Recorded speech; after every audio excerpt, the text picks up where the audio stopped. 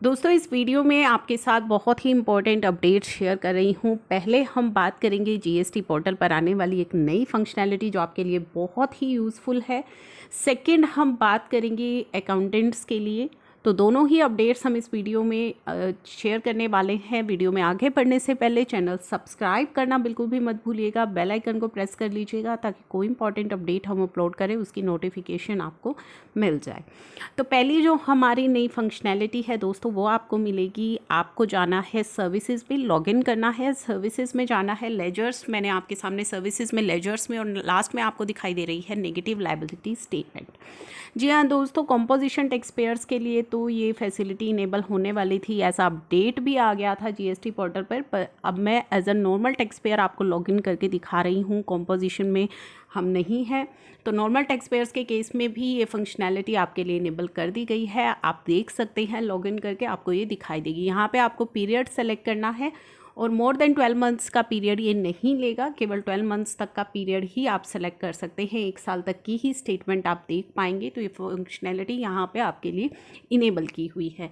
Negative liability statement आपकी क्या use आने वाली है, ये पहले भी मैं आपके साथ वीडियो शेयर कर चुकी हूँ। अगर मान लीजिए आपकी सेल्स रिटर्न ज़्यादा है, आपकी जो लाइबिलिटी है वो नेगेटिव है, माइनस में है, सेल रिटर्न आपकी ज़्यादा है, तो वो आपकी यहाँ पे नेगेटिव लाइबिलिटी स्टेटमेंट में आपको दिखाई देगी और वो यहाँ पे जो है उसका डाटा आपका यहाँ पे आपको दिखाई देगा और वो यहाँ पे मेंटेन होती रहेगी जो भी आपकी नेगेटिव लाइबिलिटी है, जिसे चल करके आप आने वाले पीरियड में एडजस्ट कर सकते हैं। फॉर एग्जांपल, अगर मान लीजिए अभी आपकी नेगेटिव लायबिलिटी चल रही है, फ्यूचर में आपका टैक्स बनता है, तो उस टैक्स से ये आपकी नेगेटिव लायबिलिटी एडजस्ट हो जाएगी और बैलेंस ही आपको आगे पे करना पड़ेगा। ठीक है, तो इस तरीके से ये स्टेटमेंट आपके काम आएगी। तो काफ़ी इंपॉर्टेंट और काफ़ी यूज़फुल अपडेट है ये जो जीएसटी पोर्टल पर आ चुका है। तो ये मैंने आपको दिखाई नेगेटिव लायबिलिटी स्टेटमेंट। अब हम बात कर लेते हैं एक बहुत ही इम्पोर्टेंट इशू पर जो कि मोस्टली मेरे पास क्वेरीज आती है, मोस्टली अकाउंटेंट्स की क्वेरीज आती हैं। अब हम उस पर बात करने वाले हैं। दोस्तों आप सभी को पता है कि हमें लॉ के अंदर सेक्शन 16 सब सेक्शन 2 के अंदर एक ये इम्पोर्टेंट क्लोज दिया गया है जिसमें कि बोला गया है कि आप अगर 180 डेज़ के अंदर, इनवॉइस इशू के 180 डेज़ के अंदर एज अ रिसिपिएंट अगर आप अपने सप्लायर की पेमेंट नहीं करते हैं तो आपको अपना आईटीसी रिवर्स करना पड़ेगा विद इंटरेस्ट। ठीक है, इसको लेकर के काफ़ी ज़्यादा जो है परेशानियां हो गई हैं कि ये जो रिवर्सल है, मान लीजिए मैंने अभी रिसेंटली एक वीडियो अपलोड करी थी, एक अपडेट अपलोड किया था जिसमें आपको बताया था कि अगर सप्लायर कोई डिफ़ॉल्ट कर देता है तो क्या बायर को अपना आईटीसी रिवर्स करना होगा। तो उस इशू पर मैंने एक वीडियो अपलोड करी थी, अभी तक आपने नहीं देखी है तो वीडियो अपलोड कर लीजिए। अब सेकंड यहाँ पे जो पॉइंट आता है वो आता है कि क्या अगर बायर डिफ़ॉल्ट करे, बायर सप्लायर को पेमेंट ना करे, तो ऐसे केस में क्या होगा। तो ऐसे केस में हमारा लॉ कहता है कि अगर इनवॉइस इशू करने के 180 डेज़ के अंदर बायर पेमेंट नहीं करता है सप्लायर को, तो ऐसे केस में बायर को अपना आईटीसी रिवर्स करना होगा और विद इंटरेस्ट उसे रिवर्स करना होगा।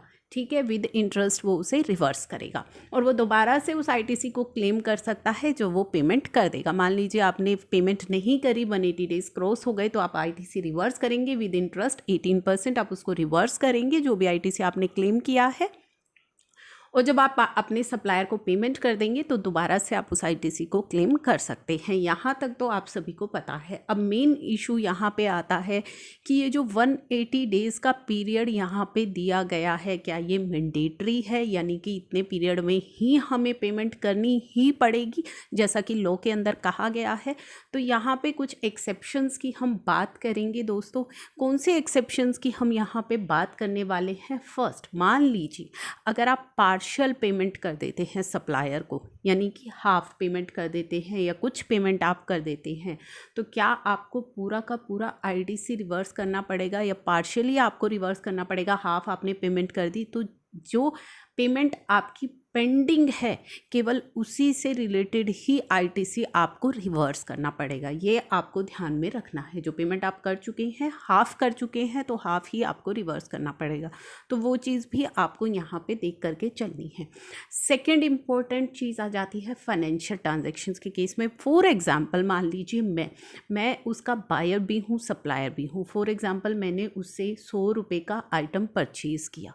मैंने किसी से, जो सेलर है बी पर्सन, उससे 100 रुपये का आइटम यहाँ पे परचेज़ किया और मैंने उसको 50 रुपये का आइटम सेल किया।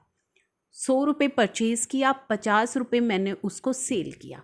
तो उसने मुझसे 100 रुपये लेने थे और मैंने उसको 50 रुपये देने थे, तो मैंने उसको बैलेंस पेमेंट कर दी। आई होप ये आप समझ पा रहे हैं कि मैंने अगर किसी से 100 रुपये का आइटम परचेज़ किया है तो मुझे उसको 100 रुपये देने हैं, और उसने मुझसे 50 रुपये का आइटम परचेज़ कर लिया है। मैंने उसको 50 का 100 का परचेज़ किया, 50 का सेल किया, तो 50 उसने मुझे देने हैं। तो मैंने क्या किया, बैलेंस 50 रुपये की पेमेंट उसको कर दी, क्योंकि 50 तो मुझे उससे लेने भी हैं, तो 50 बैलेंस मैंने उससे पेमेंट कर दी।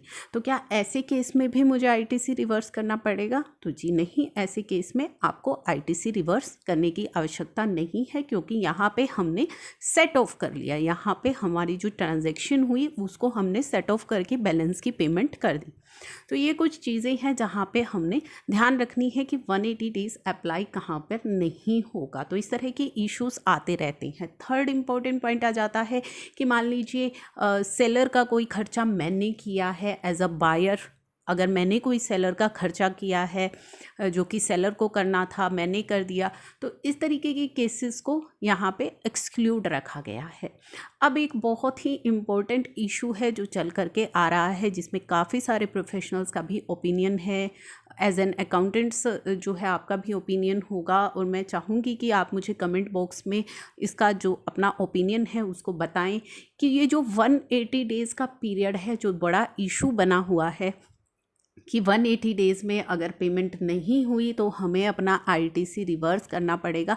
अब यहाँ पे जो एक इम्पॉर्टेंट पॉइंट आता है दोस्तों, वो ये आता है कि मान लीजिए अगर हमने क्रेडिट पीरियड ही अपने बायर को जो है 180 डेज़ से ज़्यादा का दिया हुआ है, फॉर एग्ज़ाम्पल हमने उसको 200 डेज़ का दिया हुआ है या 1 ईयर का दिया हुआ है, अगर हमने खुद से ही उसको क्रेडिट पीरियड ज़्यादा दिया हुआ है, तो क्या ये 180 डेज़ की जो कंडीशन है ये उस केस में लागू होगी या नहीं होगी? जहाँ पे काफ़ी सारा जो मोस्टली मानना है वो ये है कि ये 180 डेज़ वाली कंडीशन उस केस में एप्लीकेबल नहीं होगी, जहाँ पे खुद से ही जो एक कॉन्ट्रैक्ट है जिसमें कि 180 डेज़ से ज़्यादा का पीरियड सामने वाली पार्टी को क्रेडिट पीरियड हमने दे दिया है।